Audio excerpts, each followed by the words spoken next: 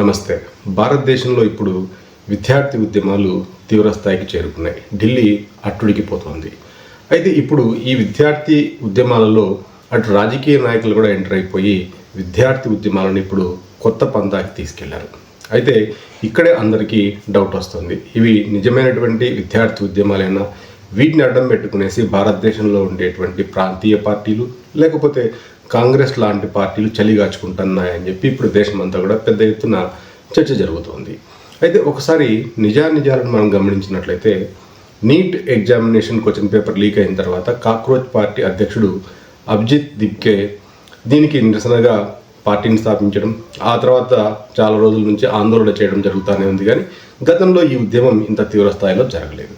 అయితే parliament sessions మొదలవుతున్న రోజునే ఈ ఉద్యమం కొత్త రూపు సంతరించుకుంది. అంటే ఈ ఉద్యమాన్ని వీళ్ళు నీట్ విద్యార్థుల కోసం చేస్తున్నామని చెప్పారు. ఆ తర్వాత నీట్కి మళ్ళీ ఎగ్జామినేషన్ జరిగింది, రిజల్ట్ వచ్చాయి. అయినా కూడా అప్పుడు కూడా ఈ అభిజిత్ దిబ్కే లాంటి వాళ్ళు ఎక్కడ కూడా పెద్దగా స్పందించలేదు. మరి ఎగ్జామ్ రీకండక్ట్ చేసిన తర్వాత ఇప్పుడే వీళ్ళు ఎందుకు స్పందిస్తున్నారు అనేది ఇక్కడ అందరి మెదళ్ళను తొలుస్తున్నటువంటి ప్రశ్న. అంటే ఇక్కడే కుట్రకోణం మొత్తం దాగింది. ఈ అభిజిత్ దిబ్కే కావచ్చు, లేకపోతే ఇట్లాంటి వాళ్ళందరినీ ఈ కాక్రోచీలకి, అంటే ఈ అభిజిత్ పార్టీకి కావాల్సినటువంటి ఫండింగ్ కావచ్చు, వీళ్ళకి కావాల్సినటువంటి మనుషులను కావచ్చు, వీళ్ళకి కావాల్సినటువంటి ఇతర సదుపాయాలు కావచ్చు, వీటన్నింటినీ కూడా ఆమ్ ఆద్మీ పార్టీ దగ్గరుండి చూసుకుంటుంది అనేది ఇప్పుడు వెలుగులోకి వచ్చినటువంటి నిజం. ఎప్పుడైతే ఢిల్లీలో జంతర్ మంతర్ దగ్గర పార్లమెంట్ సెషన్స్ మొదలైన రోజే అక్కడ తీవ్ర స్థాయిలో విద్యార్థులు జమ కూడటము, వాళ్ళు పార్లమెంటుకు చొచ్చుకొని పోవడానికి ప్రయత్నించడము, ఇవన్నీ గమనించినటువంటి కాంగ్రెస్ అండ్ ఆమ్ ఆద్మీ పార్టీలు రెండూ కూడా ఈ ఉద్యమాన్ని హైజాక్ చేయాలని చెప్పి నిర్ణయించుకున్నాయి. అంటే ఒకానొక దశలో ఈ ఉద్యమాన్ని నడిపిస్తున్నటువంటి ఆమ్ ఆద్మీకి పార్టీకి మొత్తం పేరు వెళ్ళిపోతుందని చెప్పి కాంగ్రెస్ కూడా ఇందులో దూకుడుగా వెళ్ళడానికి నిశ్చయించుకుంది. ఆ తర్వాత ఇందులో భాగంగానే రాహుల్ గాంధీ కూడా ఆమ్ ఆద్మీ పార్టీ క్రెడిట్ పోకుండా ప్రధాన ఇంటి ముందు ధర్నా చేయడానికి కూడా నిర్ణయించుకున్నాడు. ఆ తర్వాత జైలుకి తీసుకెళ్ళడం, విడిచిపెట్టడం కూడా జరిగిపోయింది. అంటే ఆ తర్వాత రాహుల్ గాంధీని అరెస్ట్ అయిన తర్వాత ఆమ్ ఆద్మీ పార్టీకి చెందినటువంటి ముఖ్య నాయకులు రాహుల్ గాంధీని విమర్శించడం జరిగింది. ఏంటంటే మాకు రావాల్సినటువంటి క్రెడిట్ అంతా మీరు కొట్టేస్తున్నారు అని చెప్పి వీళ్ళు బహిరంగంగానే స్టేట్మెంట్స్ ఇవ్వడం జరిగింది. దీన్ని బట్టి అర్థమయ్యేది ఏంటంటే ఈ ఉద్యమాన్ని వీళ్ళు స్పాన్సర్ చేస్తూ వెనుక నుండి నడిపిస్తున్నారు. వీళ్ళకి కావాల్సినటువంటి డబ్బులు లేకపోతే ఇతర సదుపాయాలన్నింటినీ కూడా మరికొంతమంది దేశద్రోహులు వీళ్ళకి సపోర్ట్ చేస్తున్నారు. అంతేకాకుండా ఒకసారి గమనించినట్లయితే కెనడాలో ఉన్నటువంటి కొంతమంది ఖలిస్తానీ నాయకులు కూడా ఈ ఉద్యమానికి 10 కోట్ల రూపాయలు స్పాన్సర్ చేస్తాం, ఈ ఉద్యమాన్ని ఆగస్టు 10 వరకు మీరు కొనసాగించండి, దేశాన్ని ముక్కలు చేయండి, దేశం ముక్కలవటమే నేను చూడాలి, నరేంద్ర మోడీ ఓడిపోవటం కాదు, ఈ దేశం ముక్కలైపోవడం నేను చూడాలని చెప్పి ఆయన బహిరంగంగా చెప్తున్నారు. దీన్ని బట్టి అర్థమయ్యేటంటే, దీన్ని బట్టి మనకు అర్థమవుతున్నది ఏంటంటే, ఇక్కడ దేశద్రోహులంతా కలిసి ప్రధానమంత్రిని దించడంతో పాటు ఈ దేశాన్ని ముక్కలు చెక్కలు చేయాలని చెప్పి నిర్ణయించుకున్నారు. ఇదే దేశద్రోహుల యొక్క ముఖ్యమైనటువంటి ఉద్దేశం. భారతదేశం ఇప్పుడిప్పుడే అతిపెద్ద ఆర్థిక శక్తిగా ఎదుగుతోంది. ఒకవైపు మిలిటరీ రంగంలోనూ, లేకపోతే అటు ఐటీ రంగంలోనూ, తర్వాత ఫార్మాస్యూటికల్ రంగంలోనూ ఎదుగుదల సాగిస్తుంది, క్రమక్రమంగా ఎదుగుదల సాగిస్తుంది. భారతదేశం ఇతర దేశాలతో చక్కటి మిత్రత్వాన్ని కొనసాగిస్తుంది, అన్ని దేశాలతో సత్సంబంధాలను కొనసాగిస్తుంది. అటు ఆస్ట్రేలియా, న్యూజిలాండ్, అట్లాగే ఇండోనేషియా, ఇటువైపు ఏమో ముస్లిం దేశాలతోనూ, అటు యూరోపియన్ దేశాలతో కూడా ఇవాళ ట్రేడ్ ఒప్పందాన్ని కుదుర్చుకుంది. ఇదంతా కూడా చైనాకు చాలా ఇబ్బందిగా తయారైంది, అమెరికాకు చాలా ఇబ్బందిగా తయారైపోయింది. ఎందుకంటే నిన్న మొన్నటి వరకు ఈ యూరోపియన్ దేశాలన్నీ కూడా తమ అవసరాల కోసం చైనా పైన ఎక్కువగా ఆధారపడేవి. అవి ఇప్పుడు భారతదేశంతో ట్రేడ్ ఒప్పందాన్ని చేసుకుని భారతదేశంతో సంబంధాలను కొనసాగించాలని నిశ్చయించుకున్నాయి. ఇది చైనాకి పెద్ద కంటగింపుగా మారింది. అంతేకాకుండా భారతదేశం ఎదగటం అనేది అటు అమెరికాకి ఎంత మాత్రం ఇష్టం లేదు, ఆ తర్వాత చైనాకు కూడా ఇష్టం లేదు. భారతదేశం దృఢంగా వ్యవహరిస్తుండడంతో అమెరికన్ నాయకులు చాలా ఇబ్బంది పడుతున్నారు. అంటే ఆ ట్రేడ్ ఒప్పందం కావచ్చు, ఇతర విషయాల్లో కావచ్చు, భారతదేశం ఎక్కడా కూడా ఇవాళ అమెరికా చెప్తున్న దానికి తల ఊపడం లేదు. అది అమెరికాకు పెద్ద మంటగా తయారైపోయింది. దీంతో అమెరికాలో ఉండేటువంటి డీప్ స్టేట్ నాయకులు కావచ్చు, లేకపోతే సిఐఏ కావచ్చు, వీళ్ళంతా కూడా ఇట్లాంటి స్టూడెంట్ ఉద్యమాల నాయకులకు డబ్బులు ఇచ్చి భారతదేశంలో ఈ ఉద్యమాన్ని ఎగదోస్తున్నారు. దీనికి చైనాలో ఉండేటువంటి కమ్యూనిస్ట్ నాయకులు కూడా ఇక్కడ ఉండేటువంటి కొంతమంది కమ్యూనిస్ట్ నాయకులకి డబ్బుల ఆశలు చూపి ఇక్కడ ఉద్యమాల్ని విస్తృతం చేయాలనుకుంటున్నారు. దీంతో భారతదేశం అభివృద్ధి కుంటుపడేలాగా, ఆర్థిక వ్యవస్థ కుంటుపడేలాగా చేయాలనేది వీళ్ళ ముఖ్యమైనటువంటి ఉద్దేశం. అయితే ఏ దేశ ఆర్థిక వ్యవస్థ అయినా ఒకసారి కూలిపోయిన తర్వాత ఆ దేశంలో సరైనటువంటి ఉద్యోగ అవకాశాలు, విద్యా అవకాశాలు కూడా దొరకవు. ఇది ఇప్పుడు ఉద్యమ నాయకులు ముఖ్యంగా గమనించుకోవాల్సినటువంటి విషయం. వీళ్ళు చేసే ఉద్యమం వల్ల రేపు దేశంలోకి పెట్టుబడి లాగిపోయి మల్టీనేషనల్ కంపెనీస్ రాకపోతే ఇప్పుడున్నటువంటి ఐటీ పరిశ్రమ కూడా వేరే దేశానికి తరలి వెళ్ళడం జరుగుతుంది. దాంతో ఉద్యోగాలు కూడా కోల్పోవాల్సి వస్తుంది. మన దేశ ప్రగతి పోతుంది. మళ్ళీ ఒక 50 ఏళ్ళ వెనక్కి వెళ్తుంది. కానీ ఇది ఇవాళ దేశంలో ఉన్నటువంటి ద్రోహులకు అర్థం కావడం లేదు. వీళ్ళు దేశాన్ని నాశనం చేయాలని కంకణం కట్టుకున్నట్టుగానే తయారైపోయింది. ఇవాళ స్టూడెంట్ ఉద్యమం పేరు చెప్పి ఉద్యమంలో కూర్చున్నటువంటి ప్రకాష్ రాజ్ లాంటి కొంతమంది నాయకులు, సల్మాన్ ఖాన్, షారుఖ్ ఖాన్, అమీర్ ఖాన్, మోహన్ లాల్ లాంటి కూతుర్లు కూడా ఇవాళ దేశానికి వ్యతిరేకంగా, నరేంద్ర మోడీకి వ్యతిరేకంగా మాట్లాడుతున్నారు. నిన్న మొన్నటి వరకు నోరు మూసుకొని కూర్చున్న బాలీవుడ్ హీరోలంతా కూడా ఇవాళ నోరు తెరిచి గట్టిగా మాట్లాడడం జరుగుతుంది. నషీరుద్దీన్ షా లాంటి వాళ్ళు మరీ దేశాన్ని గురించి, హిందుత్వం గురించి, ప్రధానమంత్రి గురించి చాలా నీచంగా మాట్లాడుతున్నారు. కాబట్టి వీళ్ళంతా కూడా కమ్యూనిస్ట్ మేధావులమని చెప్పుకుంటూ దేశ నాశనాన్ని కోరుకునేటువంటి వాళ్ళు వీళ్ళంతా కూడా ఇవాళ స్టూడెంట్స్ని రెచ్చగొడుతూ దేశాన్ని నాశనం చేయాలని చెప్పి నిర్ణయించుకున్నారు. కాబట్టి దేశంలో ఉండేటువంటి ప్రజలంతా కూడా దీన్ని గమనిస్తూ దేశాన్ని కాపాడుకోవాల్సినటువంటి బాధ్యత ఇవాళ మనందరిపైన ఉంది. కాకపోతే ఇతర దేశాల్లో జరిగినట్టుగానే స్టూడెంట్ ఉద్యమాల వల్ల ఇక్కడ ప్రభుత్వాలు కూలిపోతాయి అనుకుంటే అది భ్రమే అవుతుంది. ఎందుకంటే ఇక్కడ నరేంద్ర మోడీ లాంటి ఒక బలమైనటువంటి, దృఢమైనటువంటి నాయకుడు ఉన్నాడు. ఎందుకంటే మనం ఒకసారి గమనించినట్లయితే అటు శ్రీలంకలో కావచ్చు, బంగ్లాదేశ్లో కావచ్చు, పాకిస్తాన్లో కావచ్చు, లేకపోతే ఇరాన్లో కావచ్చు, ఇక్కడంతా కూడా బలహీనమైనటువంటి ప్రధానులు ఉన్నారు. దాంతోపాటు ఆ నాయకులంతా కూడా తీవ్రమైనటువంటి అవినీతి ఆరోపణలో కూరుకుపోయి ఉన్నారు. దానివల్ల వాళ్ళు అక్కడ దేశం విడిచి పారిపోవాల్సినటువంటి అవసరం ఏర్పడింది. ఇక్కడ నరేంద్ర మోడీ చాలా నిజాయితీగా వ్యవహరిస్తున్నారు. నరేంద్ర మోడీని ఎవరు కూడా అవినీతిపరుడని అనడం లేదు. అక్కడే పెద్ద సమస్య వచ్చింది. దాంతో నరేంద్ర మోడీని ఏం చేయాలో పాల్పోకుండా ఇవాళ వీళ్ళు ఈ ఉద్యమాన్ని ముందుకు తీసుకొచ్చి దేశాన్ని నాశనం చేయాలని కంకణం కట్టుకున్నారు. అంతేకాకుండా దేశం ఏమైపోయినా పర్లేదు కానీ నరేంద్ర మోడీ అధికారంలో ఉండకూడదు, మేము అధికారంలోకి రావాలనేటువంటి ఒక సంకుచిత భావంతో ఇవాళ దేశంలో ఉండేటువంటి నాయకులంతా కూడా ఆశిస్తున్నారు.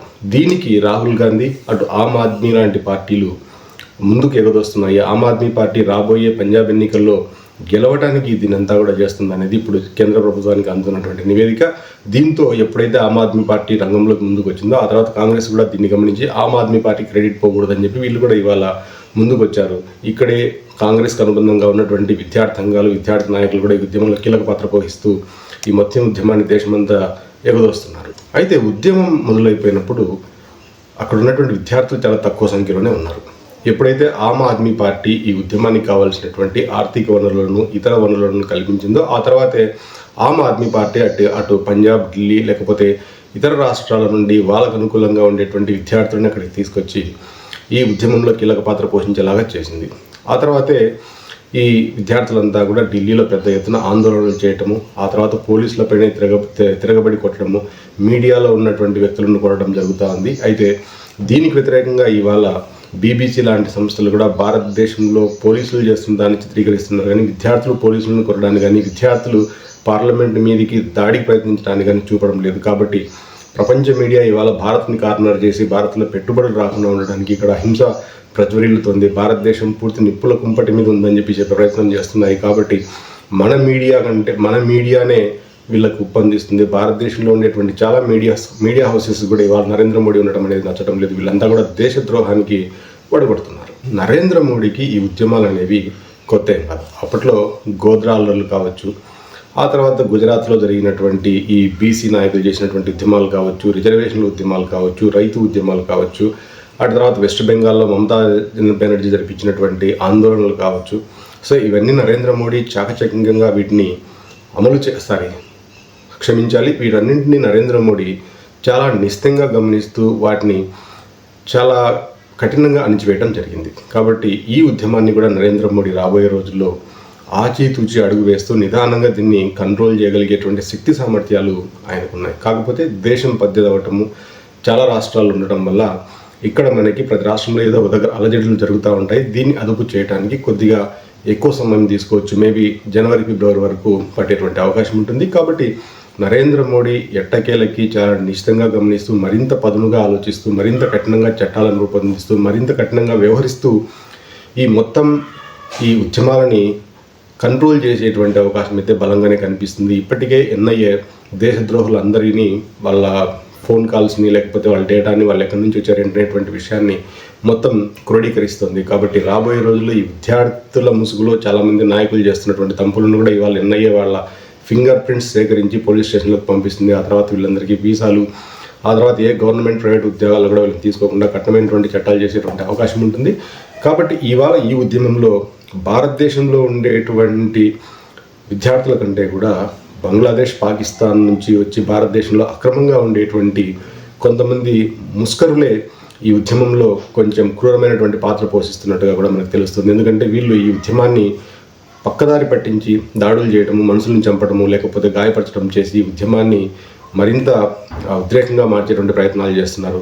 ఎందుకంటే ఈ విద్యార్థులు ఈ విధంగా అలర్ట్ చేస్తుంటే పోలీసులు కూడా ఒకనొక దగ్గర సహనం పోయి కాల్చడమో లేకపోతే వీరిని కొట్టడమో జరుగుతుంది. దాన్ని చూపిస్తూ హైలైట్ చేసి ప్రపంచం ముందు మానవ హక్కుల గురించి మాట్లాడాలనేటువంటి ప్రయత్నం చేయాలని చెప్పి వీళ్ళు ప్రయత్నం చేస్తున్నారు. కాబట్టి రాబోయే రోజుల్లో ఈ ఉద్యమం మరింత ముందుకెళ్లేటువంటి అవకాశం ఉంటుంది. నరేంద్ర మోడీ కూడా అంతే కఠినంగా వ్యవహరించేటువంటి అవకాశం ఉంటుంది. ఎట్టగలకు నరేంద్ర మోడీ అయితే ఈ ఉద్యమాన్ని ఖచ్చితంగా కంట్రోల్ చేయగలరు, ఇందులో ఎలాంటి అనుమానం లేదు. అయితే ఇప్పటికే రాహుల్ గాంధీ అటు ఆమ్ ఆద్మీ పార్టీలు ఇద్దరు కూడా ఒకరి మీద ఒకరు నిందలేసుకుంటున్నారు. మా క్రెడిట్ మీరంటే మీరు కొట్టేశారు, లేకపోతే మా క్రెడిట్ మీరు కొట్టేశారు అని చెప్పి ఒకరినొకరు నిందించుకుంటున్నారు. దీన్ని బట్టి ప్రజలకి అర్థమవుతున్నది ఏంటంటే ఇది నిజమైనటువంటి విద్యార్థి ఉద్యమం కాదు, కేవలం విద్యార్థులకు ఉద్యమాన్ని చేయాలనుకున్నారు.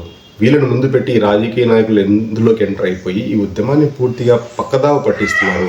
ఈ నాయకులు ఈ ఉద్యమాన్ని తమకు అనుకూలంగా మార్చుకుంటున్నారు. దీన్ని విద్యార్థి ఉద్యమం నుండి రాజకీయ ఉద్యమంగా మారుస్తున్నారు. కాబట్టి రాబోయే రోజుల్లో ఎప్పుడైతే ఈ రాజకీయ ఉద్యమం అయిపోయిందో ఇది ఖచ్చితంగా నీరు గారిపోతుంది.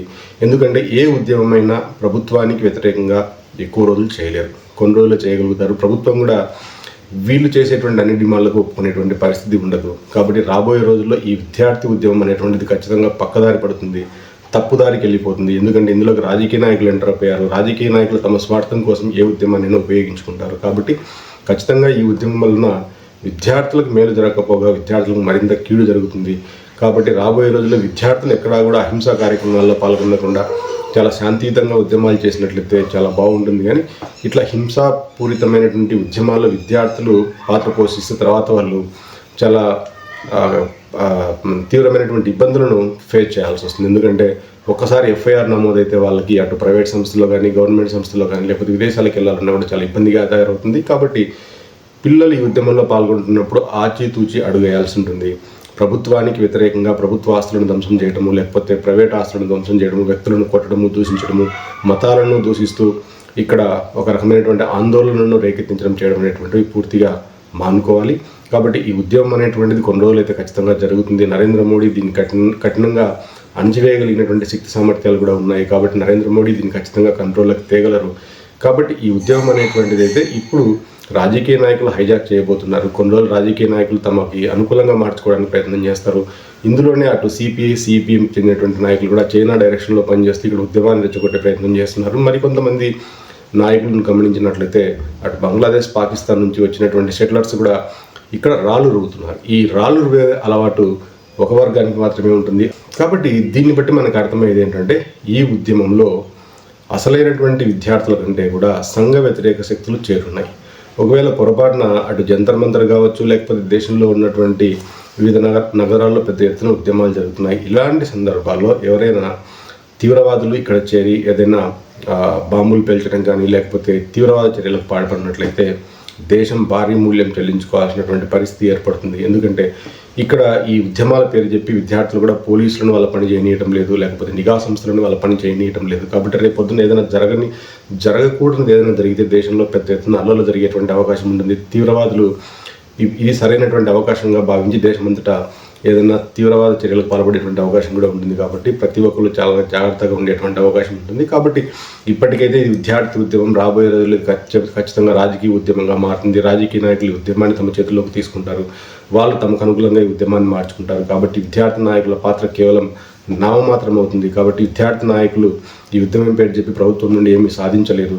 కాబట్టి రాజకీయ నాయకులు ఈ విద్యార్థి నాయకులు ముందుకు దోసి మొదటగా ఉద్యమాన్ని లేవనెత్తారు, ఆ తర్వాత వాళ్ళు తమ చేతుల్లోకి తీసుకొని ఉద్యమాన్ని నీరుగారుస్తారు. ఇది విద్యార్థి నాయకులు గమనించాల్సినటువంటి ముఖ్యమైన విషయం.